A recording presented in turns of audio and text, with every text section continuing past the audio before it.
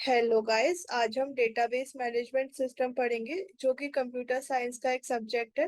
Relational algebra में आज हम fundamental operations of relational algebra को कंटिन्यू करेंगे।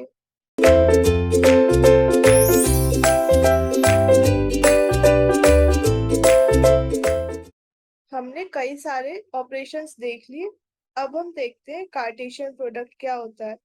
तो कार्टेशियन प्रोडक्ट क्या करता है, दो रिलेशंस को लेता है इनपुट में और आउटपुट करता है वो रिलेशन जिसमें सारे पॉसिबल कॉम्बिनेशंस होते हैं टपल्स के इनपुट रिलेशंस के।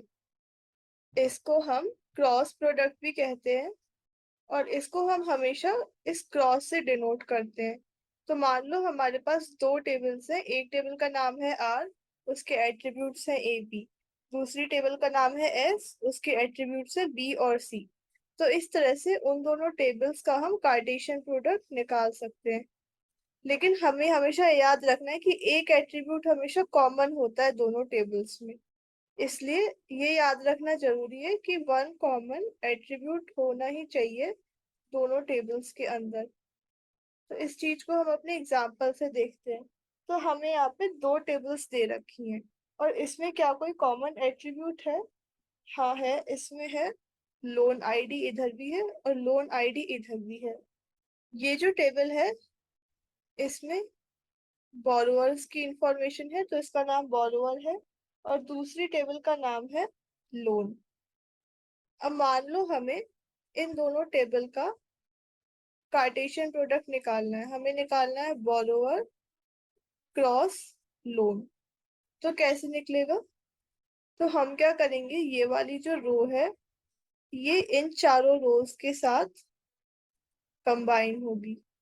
इसी तरह से ये जो दूसरी रो है वो भी इन चारों रोज के साथ कंबाइन होगी। तो इसी तरह से हमारी कितनी टपल्स बन जाएंगी? 4 × 4 16। तो हमारी टोटल 16 रोज बन जाएंगी अगर हमें बोरोवर क्रॉस लोन निकालना है तो, इनका कार्टेशियन प्रोडक्ट निकालना है तो ये हमारा रिजल्टेंट प्रोडक्ट आ गया बोरोवर क्रॉस लोन का। तो इसमें हमने देखा था कि लोन आईडी कॉमन एट्रीब्यूट था। तो ये जो पहली टपल थी वो 4 बार आ रही है हमारी दूसरी टेबल की चारों टपल्स के साथ एक एक बार आ रही है। इसी तरह से दूसरी टपल पहली टेबल की, ये जो हमारी पहली टेबल थी उसकी जो दूसरी टपल है वो भी 4 बार आएगी इन चारों टपल्स के साथ। इसी तरह से तीसरी और चौथी। तो हमारी टोटल 16 रोज है यहाँ पे। अब हम कार्टेशियन प्रोडक्ट का कोई एग्जाम्पल देखते हैं। तो मान लो हमें एक क्वेरी लिखनी है इसके लिए कि retrieve the names of all customers with loans at Seattle branch. तो अब इसको कैसे करें? और हमें दो टेबल्स दे रखी हैं फिर से, और इन दोनों टेबल्स का नाम भी वही होगा, बोरोअर और लोन। तो अब इस क्वेश्चन को किस तरह से किया जाए? तो सबसे पहले हमें क्या चाहिए, बोथ बोरोअर और लोन रिलेशंस। तो हमें क्या करना है, कोरिलेट करनी है उनकी टपल्स। तो ये कैसे करेंगे हम? बोरोअर क्रॉस लोन निकाल लेंगे और हमें पता है कि इससे हमारा रिजल्ट ये आता था। तो इसके बाद हम क्या करेंगे, हमें ये सारे रोज मिल गई। अब हमें क्या करना है देखते हैं। तो सबसे पहले हमें अब क्या करना है, हमें करनी है एसोसिएट कस्टमर नेम्स। हमें करने हैं associate customer names loan details के साथ। तो ये तो हमने बोरोवर क्रॉस लोन निकाला था। अब हम इस पे सिलेक्शन लगा रहे हैं।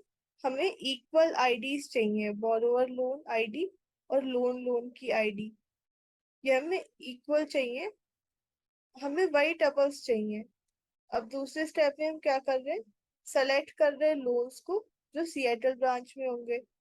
तो इसके लिए हम इस पे एक और बार सिलेक्शन लगा देंगे उन्हीं टपल्स पे। तो अगर हम देखें पहली क्वेरी से हमारा क्या रिजल्ट आता है,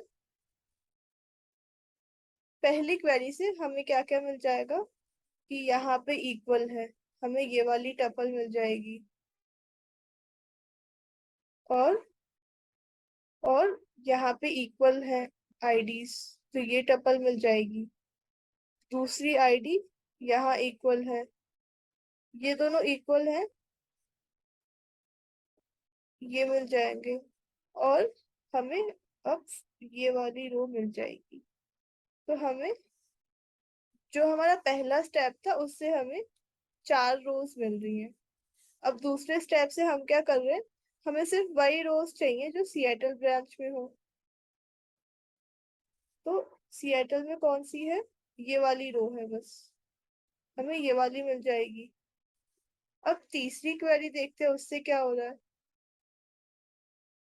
तीसरी क्वेरी से हमें सीधा कस्टमर का नाम मिल जाएगा। और इसके लिए हम क्या यूज कर रहे हैं, ये हमारा पाई के साथ प्रोजेक्शन।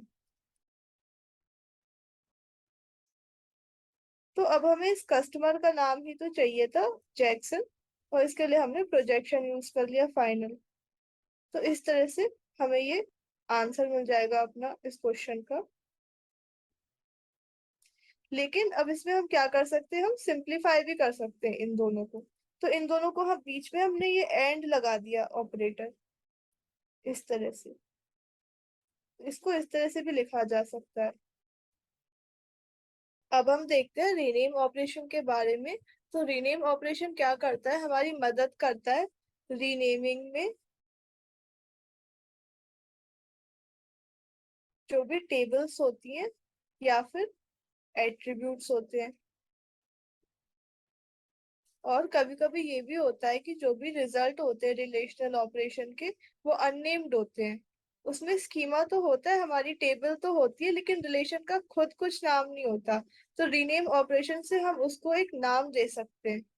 इसको हम एग्जाम्पल के थ्रू समझेंगे कि नाम कैसे देते हैं। लेकिन इसका सिंटेक्स कैसे लिखा जाता है, रो, और ये जो हमें नाम देना है एक्स, और ई जो एक्सप्रेशन होगा, E is saved with the name of x. और ये दो मेन पर्पस के लिए काम लिया जाता है, और इनको हम अपने एग्जाम्पल से समझेंगे।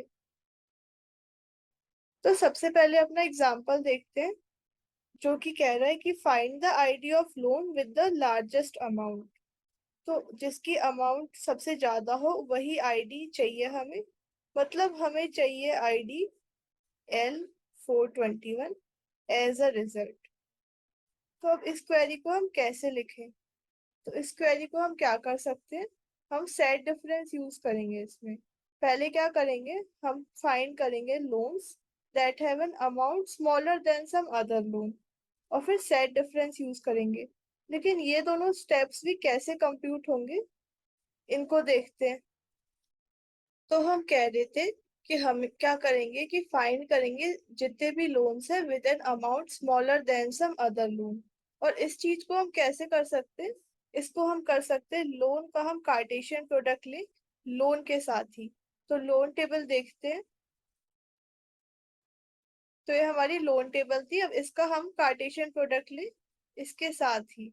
तो किस तरह का रिजल्ट आएगा, ये फिर से रिपीट होगा, ये सारा, ये टेबल फिर से बनेगी।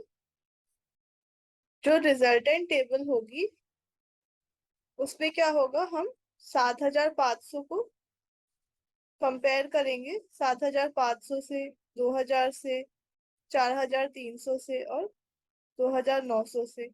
इसी तरह से इस वाली के लिए भी ये चारों वैल्यूज होंगी। तो रोज तो हमारी होंगी 16 रोज, 4 into 4। और हर एक रो के लिए ये चारों रोज रिपीट होंगी। लेकिन अब दिक्कत ये आएगी कि इसका नाम भी लोन है और इसका नाम भी लोन है।